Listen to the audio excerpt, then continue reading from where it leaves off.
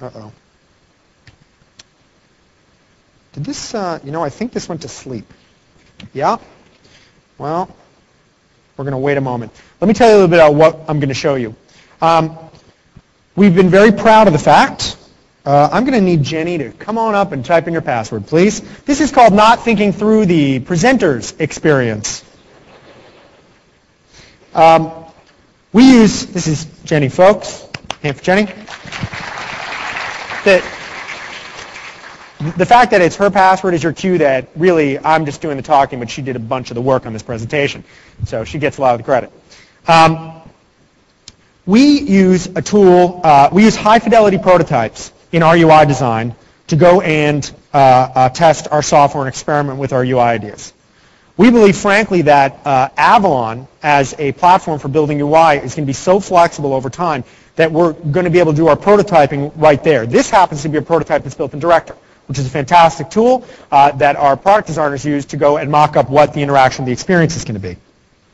I want to walk you through it, and I want to call out some points that we already made and show you how we're thinking about this in the Windows shell, which is basically what a chunk of us here in the room do and what I spend my time on. This prototype it's already got a few months behind it, but it also is but it should have some good examples here. So let's walk through. So sure, we got the start menu. Oh, I used the mouse. There we go. Whoa. Okay. Mouse is a little jumpy. There we go. All right.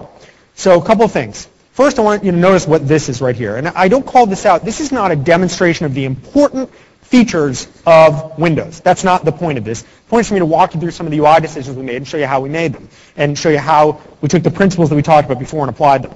So this is an example of building a playback part right there in the sidebar. And anybody could go build one of these. But the interesting thing about it is, I want you to notice what happens as I hover over. You get this visualization of the audio coming out of your system when I'm not hovering over, but when I hover, all of a sudden the controls and the text are there. Reducing the clutter on the screen, taking things away until the user is right there, is actually a very powerful thing.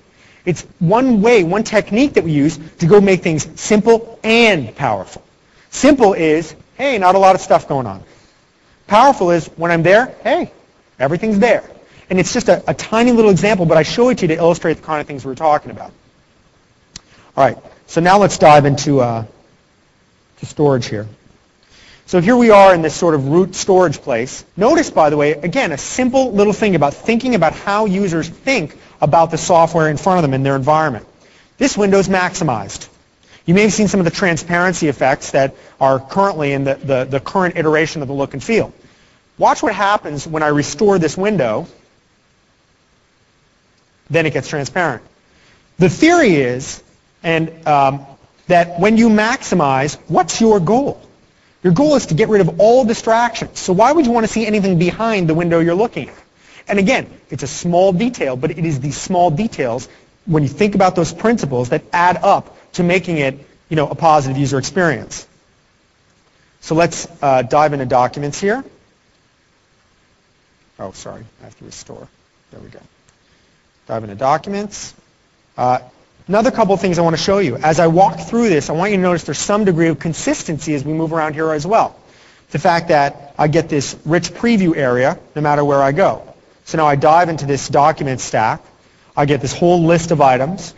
It's actually funny that we get criticized, just to show you a little wart, why is the number of items so large? Is anyone really dying to know how many there are? And it's a good point. And in some ways we think, wow, when you're managing tens of thousands and you want to know whether you have a result set that is actually reasonable for you to look through, maybe it is important. But today, maybe it isn't. So this is, again, one of those things where, do we have a clear, exact answer on what the right thing to do is here? No. No, we don't know yet how big to make that information, how prominent to make it on the user's landscape. But we're going to test. And in fact, the funny thing is that users' interaction, when we get this right in Longhorn together, and users are managing not 1,000 items on their PC and with your software, not 10,000, but hundreds of thousands of pieces of information, this may be critical. And so, in fact, the user's expectations and their goals may really change over time. That's really a hard puzzle to figure out when you're trying to ship software. How do have the solver evolve over time there, but these are the things we have to consider in making these trade-offs.